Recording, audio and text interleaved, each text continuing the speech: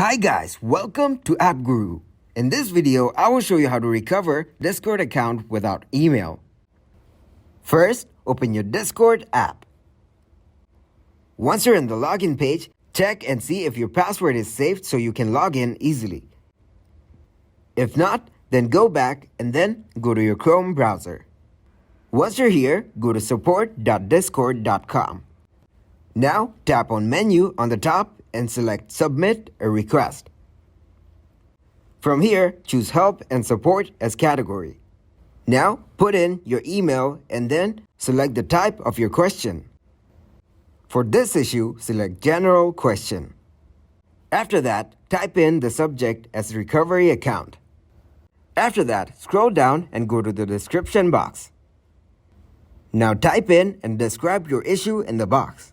Try and make sure to be as detailed as possible. That way you will get the best results. Once it's done, just scroll down and tap on Submit. And that's it. Thanks for watching and please leave a like, subscribe, and share.